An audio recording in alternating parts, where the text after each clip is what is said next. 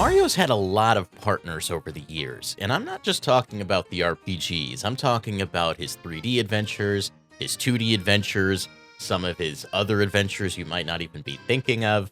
But all partners are not created equal, and today we will venture to find out whomst is the best. This is going to be a pretty long video, so you might want to eat. Which brings me to today's sponsor. This video is sponsored by HelloFresh. I love making videos, but you know what I hate? Meal planning. Going to the store, getting tons of ingredients I don't need, prepping it. No thanks. With HelloFresh, I can skip all of that and spend more time doing what I love. I get fresh, quality ingredients delivered straight to my door, and with over 50 delicious recipes to choose from each week, I never run out of new recipes to try. And the foolproof step-by-step recipes mean I can make chef-quality dishes, even without chef-quality skills. Click the link in the description or use my code and get 10 free meals plus free appetizers for life. One appetizer item per box while subscription is active if you're in the US. Outside the US, the local discount will apply. Now, back to the video. I've got a lot of criteria here. I'm talking about cool factor, I'm talking about usefulness, I'm talking about personality. It's really just an amalgamation of a bunch of things. So if your favorite partner ends up lower on the list, it's a personal slight. I'm kidding, it's just my opinion, so don't take too much stock into it. These are just the partners that I think are the best. But before we get to the best, I have to start with the worst. Huey. He's a bucket. I don't want to harp on characters from Color Splash and Sticker Star too much, but Huey just doesn't have a whole lot going on. Like several of the characters you'll find on this list, this character just kind of serves as a voice for Mario, and not much more. I think him being a paint bucket's actually funny, so when I joke about that, it's not, don't take it personal. Next up, Kirsty from Sticker Star. Only marginally better than Huey is Kirsty from Sticker Star, which is funny because I think Sticker Star is a worse game. I have fonder memories of Kirsty than I do Huey, and I think her design's cooler. You know, she's a crown, she's a sparkly sticker. Huey, once again, is Bucket. And if you haven't played to the end of Sticker Star, Color Splash, or even Origami King, there's a running thing that they do with these partner characters in those games that is getting really old, and I kind of hope they stop doing it. But I don't want to say too much if you haven't played the games. If you have played the games, you know what I'm talking about. I might get some flack for this next one, but Nabbit. Why? Nabbit is a rabbit that steals your stuff and runs away. And that's really all he does. He's playable in New Super Luigi U as well as Super Mario Bros. Wonder, and I think that's fine. Like, I don't think his character design is especially offensive or interesting, but he hasn't really had much of a chance to shine or do anything that extraordinary, so for me, it's going to be a little bit lower on the list, though I do give Nabbit some credit for being the kind of easy mode character. He's a nice character to pick if you're playing with young children who haven't played video games before, so you get a couple points for that. That makes you better than Huey and Kirsty, Nabbit. I'm the rabbit guy, and I don't like you. You thought buckets were cool, but what about suitcases? This is Stuffwell. He's a suitcase. He accompanies you and Mario and Luigi partners in time. You put your stuff in him. And yeah, I don't hate Stuffwell though, because he has a line that honestly I kind of like. He says back to adventure a lot, and I think that's cute. Also, he's cute, so, you know, there's some cute points there. For that one guy who commented on that video I did with John about how Stuffwell is so much worse than Starlow, are you happy? Are you happy Stuffwell's below Starlow on this list? Better be. Next up is a character I wasn't even sure would make it onto this list, but I love him so dang much that he deserved a spot. And that's Flavio. Flavio is an adventurer, pirate, boy, man thing from the Thousand Year Door. And you might be asking yourself, is he really a partner? Fair question. But he does join your party for all of like 3.5 minutes in the Thousand Year Door. And if you ride Yoshi when he's in your party, he actually rides on Mario's back, riding on Yoshi's back. It's very funny. Flavio's just a big goob, and honestly, I love him for it. So yeah, Flavio's better than Stuffwell, Nabbit, Kirsty, and Huey. You've heard it here first. Next up is Starlow. Starlow is Mario and Luigi's companion in Bowser's Inside Story, Dream Team, and Paper Jam. And while she's cool and she's a little sassy, she makes fun of Luigi, and, you know, that's fun. I don't hate Starlow. The thing about Starlo is I think just 3 games in a row and there was nothing interesting about her. There was no evolution of her character. There's not really any background to her. I think if you're going to reuse a character like that over and over again, you gotta do something. You gotta build on that a little bit. Otherwise it gets a little stale, which is, you know, what you could argue happened to the Mario and Luigi games because they reused that art style 3 times in a row, or no, 4 times in a row. And they reused Starlo 3 times. 4 times if you count the remake of Bowser's Inside Story. It was just a little exhausting. For me, I would have liked something a little different, but she's not bad, just okay. Next up is Madame Flurry. I think from this point on, we're getting to characters I do actively enjoy, so sorry to anybody who was below this point. Flurry's a cloud. A big cloud. I like Flurry's personality. She's very fabulous. She likes designer things. She likes jewelry. She won't come out unless she's looking her best, and I think that's fun. I just found in my recent playthrough of the Thousand Year Door remake that I barely had her out ever. I basically didn't use her at all. I guess because of that, she just kind of ended up towards the bottom of the list. Her ability to reveal things by gusting wind is kind of cool. You know, it doesn't get used a ton over the course of the adventure. So while I like Flurry, I think there are better partners out there. Speaking of better partners, there's Parakarry from Paper Mario. The partners in the original Paper Mario don't say a whole lot after they've initially joined your party and their chapter's over. That's especially true for Parakarry because you meet him in Mount Rugged and you use him to cross a couple gaps. And then you kind of never really talk to him again. You can deliver letters to people for star pieces, and, you know, he's in the intro of that game as well as the intro of Thousand Year Door. So him being a mailman that's a really cool idea for a partner character and an especially cool way to use a paratroopa. In battle, he can attack enemies that are on the ceiling, but in the overworld, the move is just kind of slow. It takes a while to actually cross gaps, and when I have to use it, it's more obnoxious to me than when I don't. So for that, you know, Parakarry is going to have to take a little step down. Next up is Professor Toad, and you might be wondering, who the heck is Professor Toad? Professor Toad is one of your partners in the Origami King. He joins you in the Sniffit chapter, the desert one, where you ride around in the big boot. There's some funny dance numbers, and he has a lot of personality.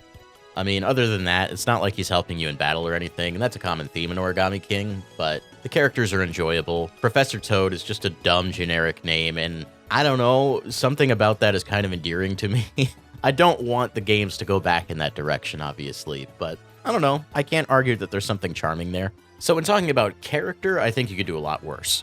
So this one didn't even come to mind. This was actually suggested by Daniel. I thought about it for a while and I was like, you know what? I think you're right. And that's Toad from Super Mario 64. And you might be saying to yourself, he's not a partner, just Toad's all over the castle. Just talk to him. And you're right, you do. But there's a couple Toads in the game that give you stars. In the pursuit of getting 120 stars, there's nothing more valuable than just getting a star. So because of that, Toad from Super Mario 64 is better than everyone below him. If you want to yell at me in the comments, now's the time. Up next is a spoiler for the Thousand Year Door, so if you don't want to see that, skip to this time code.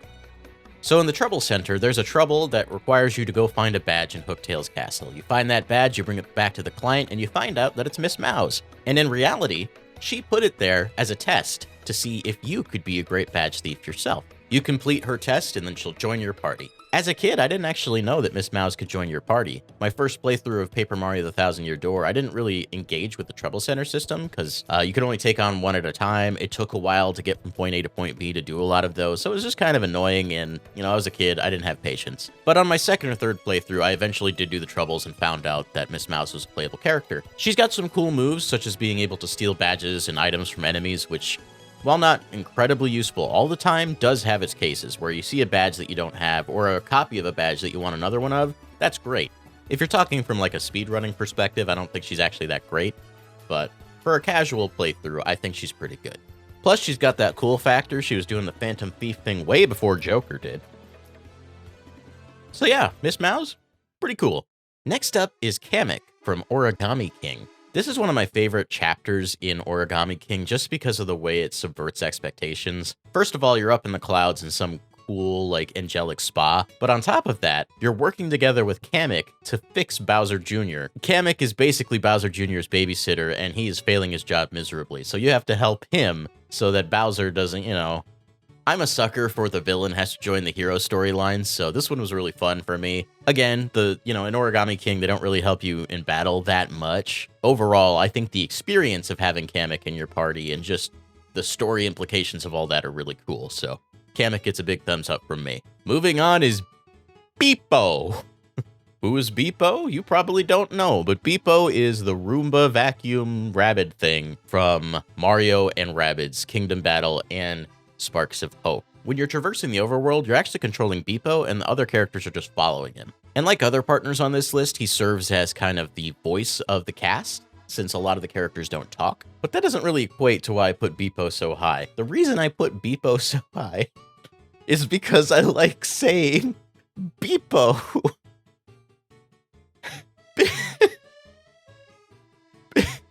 Beep-O! Come on. Who doesn't like saying Beep-O? Okay, I'm moving on.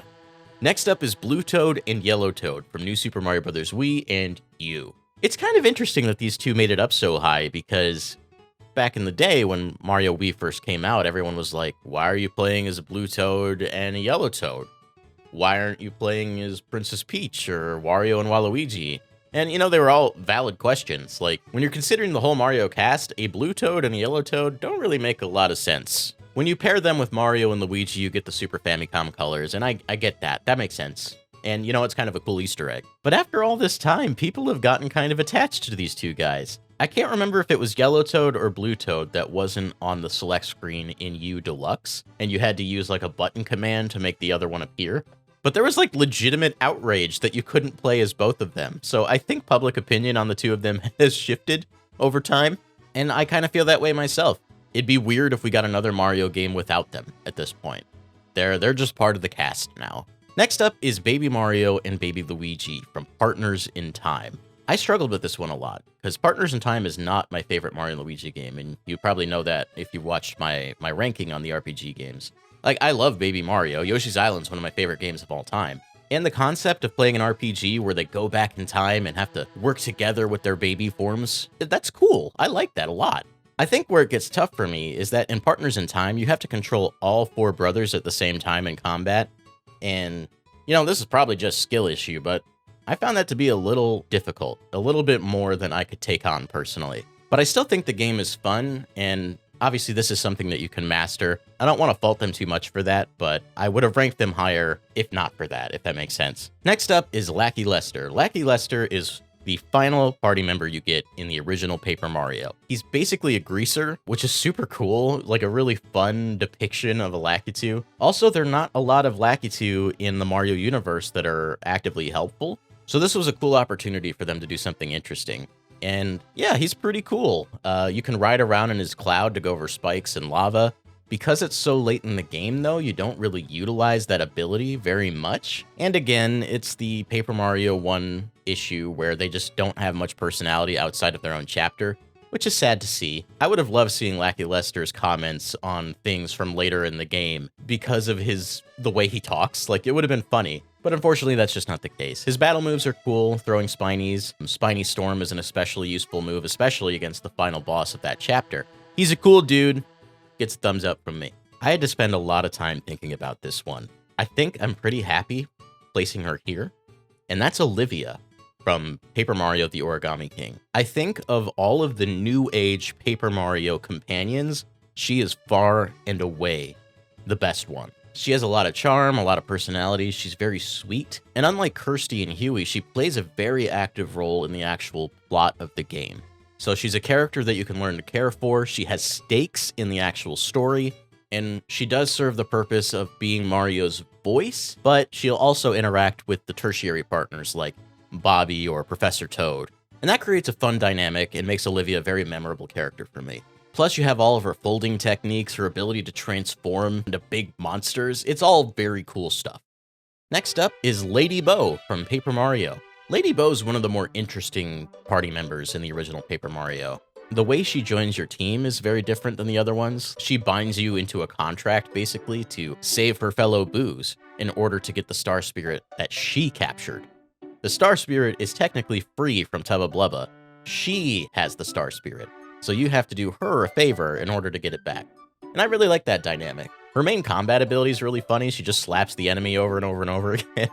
She also has Out of Sight, which allows Mario to avoid an attack for a turn, which is pretty useful. And the game actively encourages you to use it during her chapter, which is great. And it's not really the only time that it becomes useful, and I like that. A lot of the party members' abilities don't have a lot of extended use across the entire game, but I think Lady Bow, for the most part, I would say she does. Next up is Princess Daisy, and it was kind of hard for me to figure out where to put her because she's only been a partner in one game, and that's Super Mario Bros. Wonder. But in Super Mario Bros. Wonder, the majority of the characters all play identically, outside of like Nabbit and the Yoshis. So her abilities are the same as Mario, Luigi, the Toads. So outside of her individual personality traits that come across in her animations, there's not much that sets her apart from the rest. And that's both a bad thing and a good thing. If you want to be Daisy, there's nothing that's going to make you worse or better than any other player, and that's great. And looking at it from that angle actually made this character a little easier to place, and that's Toadette. Toadette is also playable in Super Mario Bros. Wonder. However, she's also in Super Mario Bros. U Deluxe. We have to talk about Peachette. Peachette is a power-up that is exclusive to Toadette, and because of that, I had to rank her just a little bit higher. For me, it was just cool that she got something all her own in her very first 2D Mario appearance. What happened on the internet after that is completely unrelated. Look at her. Isn't she so cute? Fly Swatter. Yeah, that's right, the Fly Swatter from Mario Paint. Better than everybody underneath. Alright, so that was just a joke, but on the topic of the Super Nintendo mouse, we have to talk about Mario and Wario. And if you haven't played Mario and Wario, this is the game where the bucket gets stuck on his head. In order for Mario to get from point A to point B in that game, you have to use the Super Nintendo mouse to control Wanda. And Wanda will use her abilities to guide Mario to safety. So the gameplay system of Mario and Wario is actually pretty interesting, especially for the time, given that the Super Nintendo mouse was a kind of a novel thing. Wanda herself is a very cute design. She's actually designed by Game Freak's own Ken Sugimori. So if you think her design is cool, that's why. I wanted to bring attention to Wanda because she's a character that not a lot of people think about. And as far as I know, she hasn't made any appearances since. This next one might surprise you. It's Sonic the Hedgehog. In Mario and Sonic at the Tokyo 2020 Olympic Games, Mario and Sonic are actually paired together in the past to play retro-themed versions of all the Olympic sports. It's really the core part of the game that I found appealing, was just those retro sports using their retro sprites.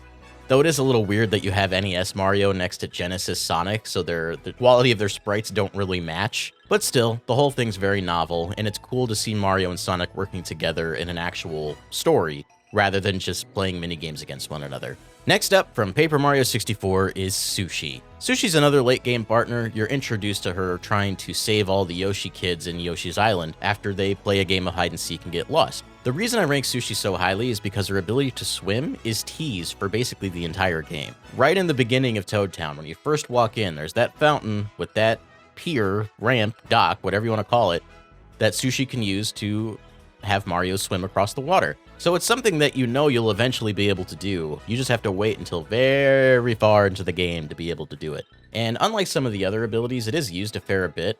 There's a whole section of Bowser's Castle that you use it. Same could be said for Lackey Lester's Cloud movement, but Sushi comes a little bit sooner than Lackey Lester, so I rank her a little bit higher because of that. Next up is Lakitu from Super Mario 64. He's your cameraman. And you know what? I can't think of a more important job in Super Mario 64 than the camera. He is your window into the world. He may not be the greatest at his job, but he tried. He was the first person to sign up. Also, using him as a way to introduce the camera to the player and help them understand what it is and how it works was very smart. And in some ways, I think it's kind of a shame that they've never kind of gone back to that. Like, I would have liked it if in Super Mario Odyssey, there would have been a Lakitu controlling the camera for the whole game. This is something that they should return to. The only reason I don't rank Lakitu higher is because the camera in Mario 64 just needs a lot of work. For what it is and the time that it came out, very impressive. Next up is Watt. Watt is a Lil Sparky, and that's actually a really cool choice for a Paper Mario partner. It's not a Mario enemy you think about a lot, so the fact they made that choice is very cool. Watt has the ability to light up areas and see hidden blocks, which from a use case standpoint, not very useful. The way you encounter her is very cool. She is the light bulb inside of a lantern used by a dude that doesn't like light. So you beat him up, you break the lantern, you save Watt, and her design is so cute. Like the little end of the light bulb that you would use to screw into a fixture is basically a pacifier because she's a baby. It's such a cute design. She also uses electricity to attack. She can power up Mario's attack, which I find really useful, and she has the ability to paralyze enemies. So pretty useful in battle overall. One of my personal favorite party members of all time, so I had to rank her up pretty highly. Speaking of Paper Mario partners, we've got Kooper. Kooper is the second partner you encounter in Paper Mario. Kooper has a blue shell and a red scarf, and that's about all he's got going on. The shell toss that you can use in the overworld is just really useful for a majority of the game. His ability to hit all enemies in a row on the ground, again, just really useful really early on in the game. And while they don't explore it very much, he does have a fascination with Colorado the Explorer, and you get to peer into his desire to kind of be an adventurer. Next up, another Paper Mario partner, and that's Bombette. Bombette is the third party member in Paper Mario. You encounter her very shortly after encountering Kooper. The way she introduces herself to you is really funny. She shows you how to blow up a wall, which you use to escape, and then she comes to realize that she could have just done that herself the entire time. But I love her design. She's a pink Bob-omb with a heart-shaped crank thing, and then kind of a frilly fuse on top. There's a pair of Bob-ombs that will return to Koopa Village after you save them from the Koopa Brothers castle. And one of them is obsessed with Bombette, and she has a little interaction with him, and it's one of the rare cases that you have a party member that will have some kind of story beat, interaction, anything happen after you're first introduced to them. So I appreciate her for that. She's also really powerful. One thing I always hated about Bombette in the original Paper Mario is that her main move is Body Slam and not Bomb. That always really annoyed me, because she's a Bob-omb. She should blow up. Why do I have to spend FP to do that? It's fine. Basically, all of her special moves are just exploding at varying levels of power. She does one thing, and she does that one thing really well. Not to keep the Paper Mario train rolling, but my next partner is Paper Mario. While I don't think Paper Jam is an especially good game, and that's really just the generic elements of it, the worlds you traverse, the character interactions aren't that interesting, but Paper Mario himself actually has a very cool moveset. He can basically use a copy machine and duplicate himself, which makes him stronger, increases the amount of attacks he can do. Just a very interesting take on Paper Mario. They had to find a way to fit him into the Mario & Luigi battle system, while also, like, playing with the fact that he's made of paper.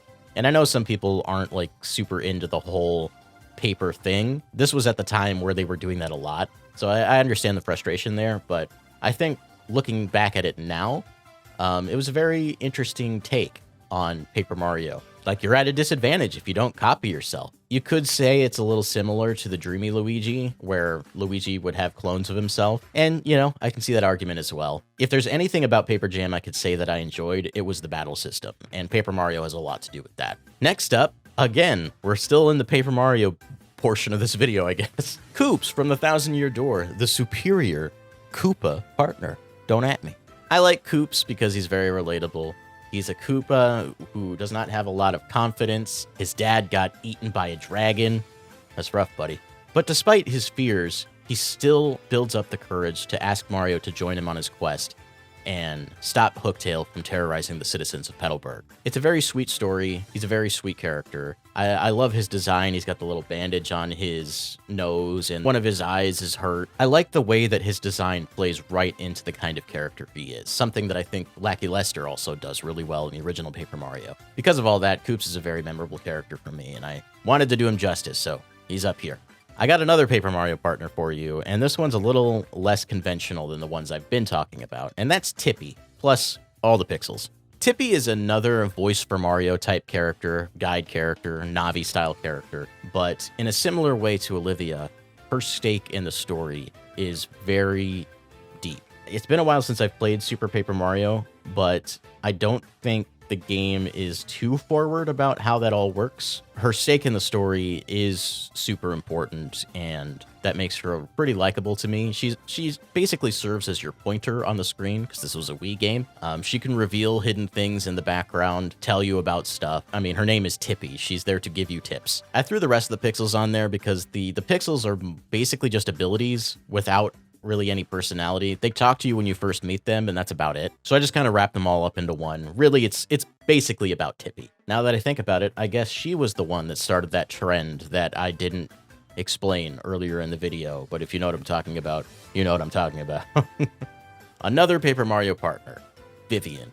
Again, I mentioned this earlier, I love the whole villain joins the hero story trope. I'm a big fan of Dragon Ball Z. That happens all the time in that series. Vivian's a very important character for a lot of reasons. The way that they restored her character arc in the remake of The Thousand Year Door, I think, is lovely. Plus, her design's really cool. She's just this dark, purpley shadow creature with fire abilities. Her sisters also have their own elemental abilities, and they're based on the color of their hats, and I really like that. Like Bo, she has the ability to hide Mario for a turn so he doesn't get hurt. I also like that when you stand over a gap, her little shadow tail just extends down. But unlike some of the other party members, because of Vivian's role as a villain beforehand, her stake in the story is a little deeper than a lot of the other characters. If you have Vivian in your party when you fight the Shadow Sisters in the future, you get some more interactions there, and it's kind of cool that you can continue to call back to that. It's an active element in the story. This next one might be a controversial take. Geno. Geno is a cool design. He's a puppet being controlled by a star spirit to help Mario save the world. Conceptually, that's very cool. The design of the puppet's really sick with the wooden marionette style, plus all of his hidden weapons in the various parts of his body. Conceptually, very cool. From a character standpoint, he's just a guy. Super Mario RPG is a Super Nintendo game. It was the first Mario RPG. They did not spend a lot of time on character growth and development because that was not a priority. And I get that, and that's perfectly okay. You can just have a cool guy be a character, and that's what Geno is, and that's fine. If there was a little more going on in his character, I'd rank him much higher because you can't argue the cool factor that Geno has. He's a cool character. But there are other cooler characters in that game, which we'll get to later. Next up, going back to Paper Mario, is the first partner in the entire Paper Mario series, and that's Goombario. Literally Goomba Mario. He's a Goomba who's a Mario fan and wants to be just like him, so he's practicing his head bonk ability to make his head as strong as possible so that his jumps are just as strong as Mario's. And it's kind of fun that your first party member is just a fanboy. Not only is he a fanboy, but he's a fanboy of the first enemy you ever encounter in the original Super Mario Bros. It's like the game right away takes the time to tell you that this is a different take on Mario. The characters in this world are not what you think they are. Not all Goombas are bad guys. Not all Koopas are bad guys. They're just citizens of the Mushroom Kingdom. It really sets the stage for the rest of the cast of characters you'll meet throughout the adventure. And then from a usability standpoint, Goombario is just strong. His core ability is just Mario's jump. You know how strong Mario's jump can be in the Paper Mario games. You also can't deny the usefulness of Tattle, which shows you enemy health, gives you tips on how to fight them. If you're playing Paper Mario for the first time, Goombario is probably in your party 85% of the time you're playing the game. Next up is probably personally my favorite party member. Admiral Bobbery is so cool. When I mentioned this earlier, but I was annoyed that Bombette's basic ability wasn't just blow up. They fixed that with Admiral Bobbery. His main ability is just to explode. Finally. He also has a very sweet story regarding what happened to his wife and why it keeps him away from the sea. It's very touching. One of the few times in The Thousand Year Door where they really take a moment to settle in on a character, let you understand why they're the way they are. And that moment stuck with me to this day, and it was just as sweet in the remake. Also, he's a sailor, pirate kind of guy. I love the sharp edges on his mustache, his sailor hat's so cool, and his little bomb crank thing is the wheel of a ship. That's so good.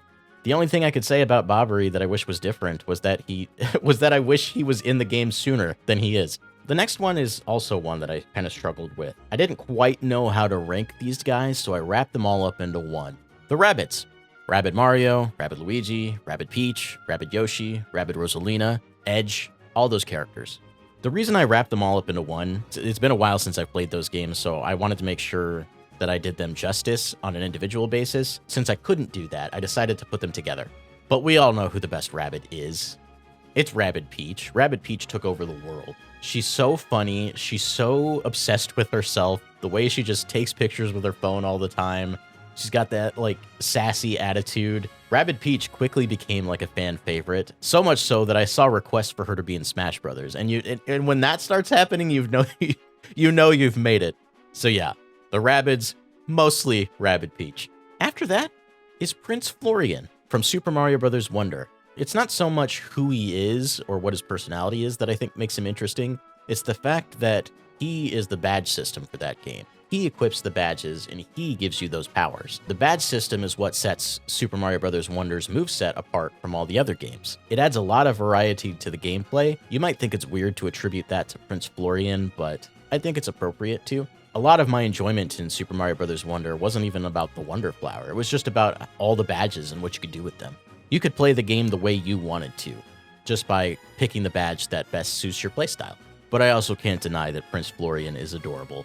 When he was first revealed, I literally, on my Twitter, called him Little Guy of the Year, and I stand by that. Coming up next, Bowser Jr. Bowser Jr. is a partner in more than one game. He's a partner in the Origami King, in the same chapter that Kamek is, as well as the entirety of Bowser's Fury.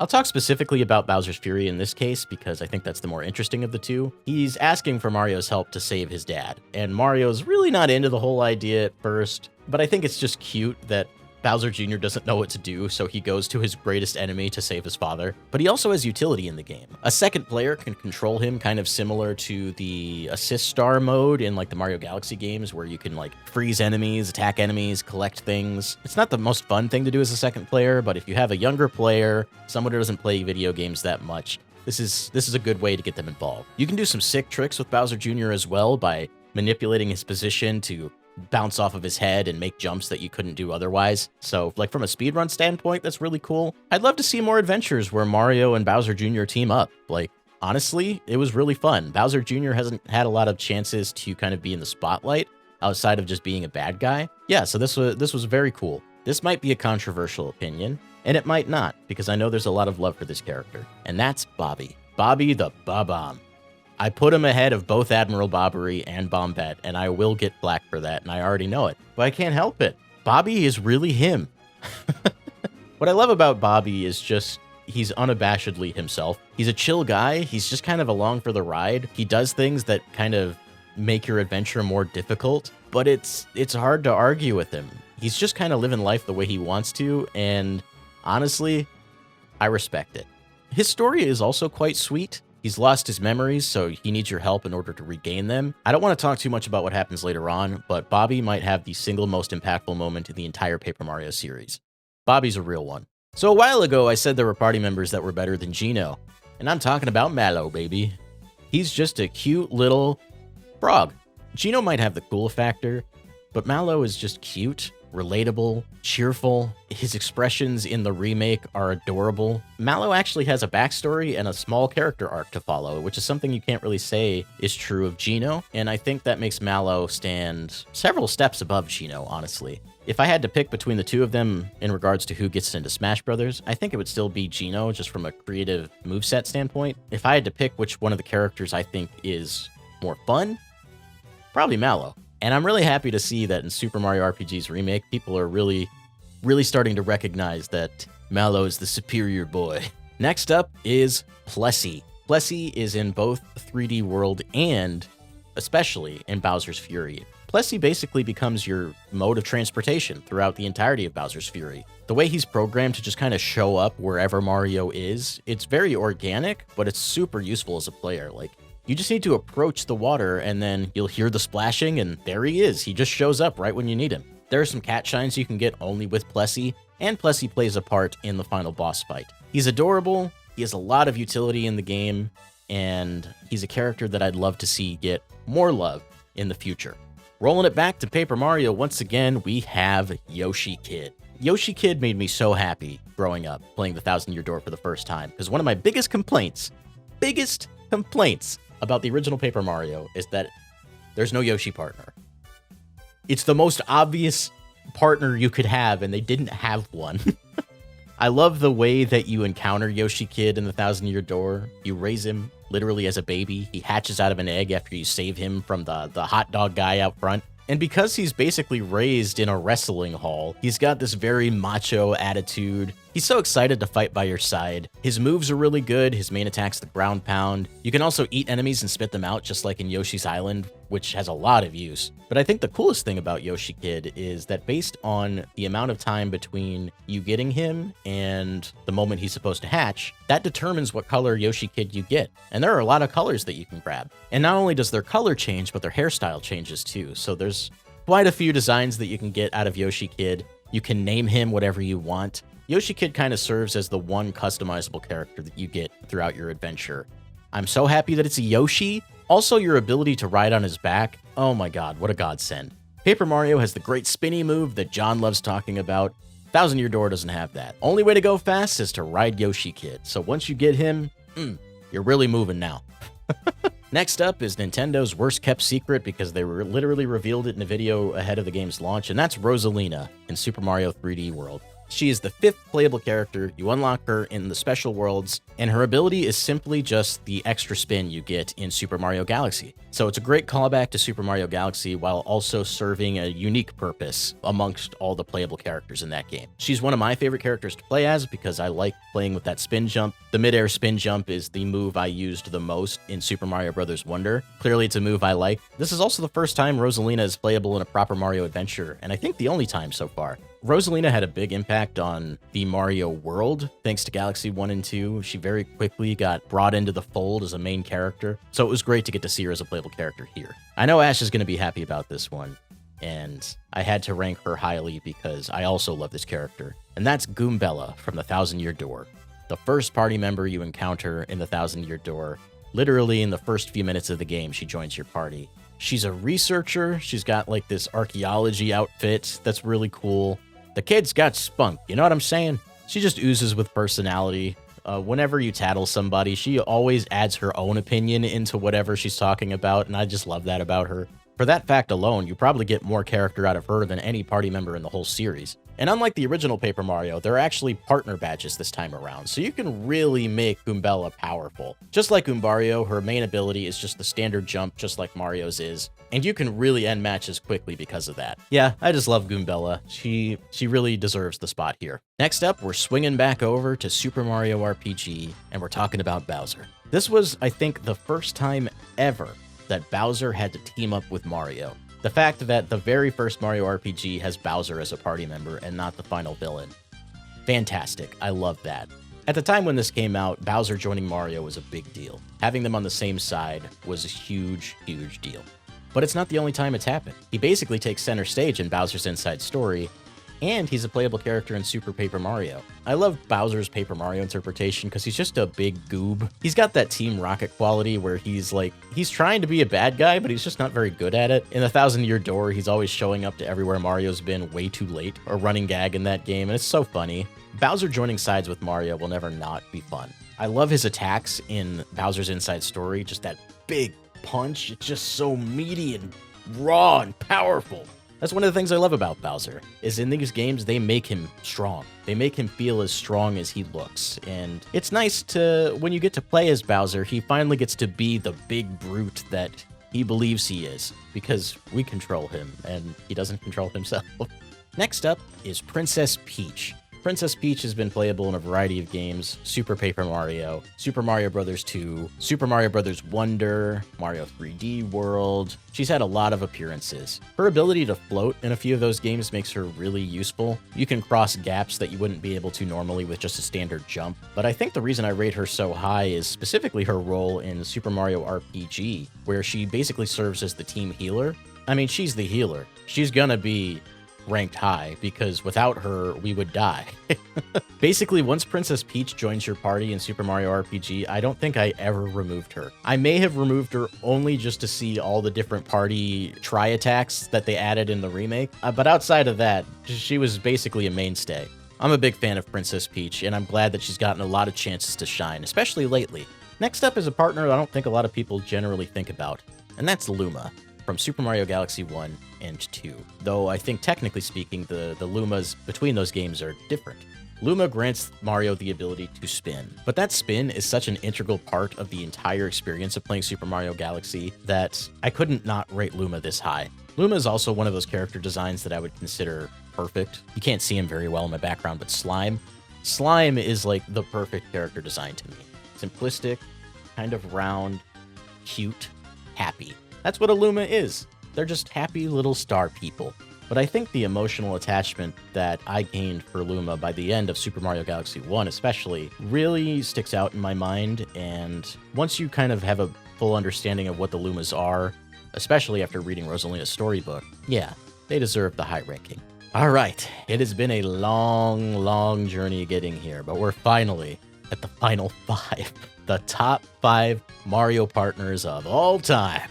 Starting with number 5, Flood. I'm not a big fan of Super Mario Sunshine, all things considered. But what I do like about Mario Sunshine is Flood. Flood is a very interesting ability for Mario to have. He can spray water, he can use water as a jetpack, he can use it to run fast, rocket himself up in the air. Flood's abilities are just very un-Mario-like, and that makes that game more interesting.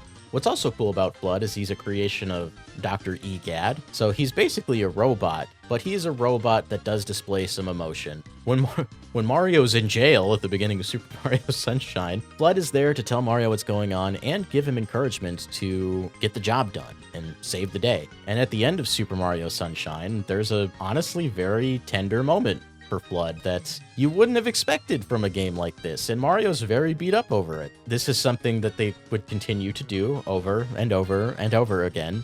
Please stop. I don't think a lot of people look at Flood as a character so much as an ability, but he is one. I'd like to see them revisit Flood in the future. I don't think we fully explored what Flood could do or could be, and it's kind of a shame that he hasn't appeared as a character in future Mario games in some way. So I'd love to see that happen at some point.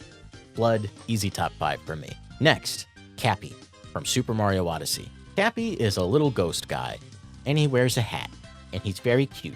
Really, it's his abilities that make me rank him so high. He is an integral part of Mario's moveset in the same way that Flood is in Super Mario Sunshine. Cappy allows Mario to do so many cool things, like the level of platforming you can achieve using Cappy, throwing the hat, bouncing off of it. There's a level of expressive platforming that I'd argue hadn't been seen in a Mario game since Super Mario 64. And Cappy does have stakes in the plot as well, though not nearly as much as some of the other characters on this list. I didn't even mention the possessing enemies thing, and gives Mario all kinds of crazy abilities. You could take over a Hammer Brother, you could become a big letter.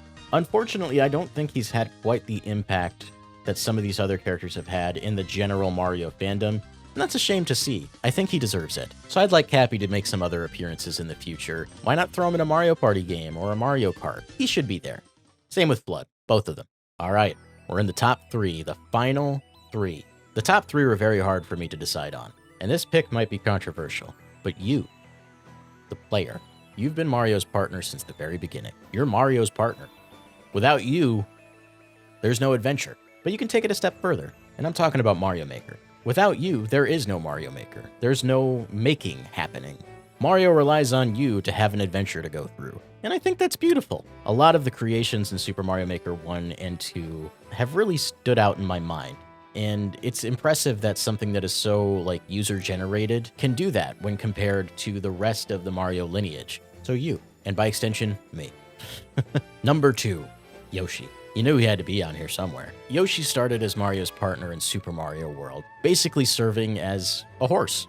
Yoshi can eat enemies, he can fly, he can ground pound, and in future games they gave him the little flutter jump so that Mario can safely get from platform to platform. And if you're a villain, you can jump off of Yoshi's back to make jumps that you missed. Again, if you're a villain. But they've made Yoshi so versatile over the course of the series. In Super Mario Sunshine, he can squirt fruit juice in order to make platforms out of enemies, and some of the Shine Sprites are built around that. In Super Mario Galaxy 2, there's the different fruit that he can eat that give him different powers, like he can run really fast, he can inflate like a balloon, and then Mario can ride him up to high places. There's no doubt in my mind that Yoshi is Mario's best pal. They've been through a lot together. Mario and Luigi wouldn't be the heroes they are if Yoshi hadn't gotten them to their parents in Yoshi's Island. Whether or not we consider that canon, to me a Mario game is always made better if Yoshi somehow finds his way into it.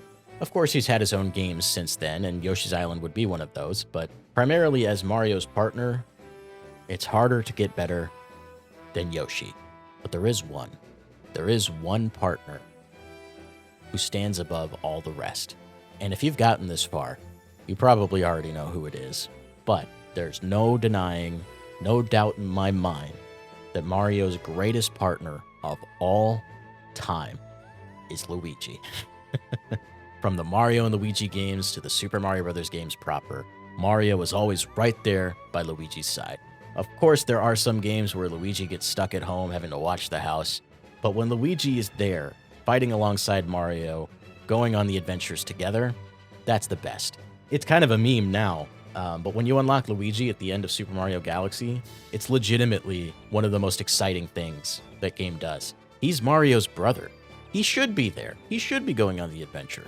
It's Super Mario Brothers. There is the Super Mario series, but I don't think there should really be a distinction. We've talked about it already, but the Mario and Luigi games, it's Mario and Luigi. They're together. If you've watched the movie, it's very clear that Mario and Luigi have a great relationship. He loves his brother very, very much. They support each other. There's a reason they're the Super Mario Brothers, because together, they're better. There is no Mario without Luigi in my mind. Some people call him Green Mario, but honestly, Luigi's got more going on than Mario himself. He might be a scaredy cat, but because of that, he's more brave than most of the characters on this list. One of my favorite moments with Luigi is in Mario & Luigi Superstar Saga, where Mario gets sick, and Luigi has to go on a journey to get an ingredient to help cure him. And he is so scared, but despite how scared he is, he would do anything to save his brother. He may have to be hypnotized and believe he's Mario in order to get it done, but he was going to try anyway. Luigi's love and dedication for his brother is one of the most beautiful things in gaming. So of course he makes the top of the list, because who else would?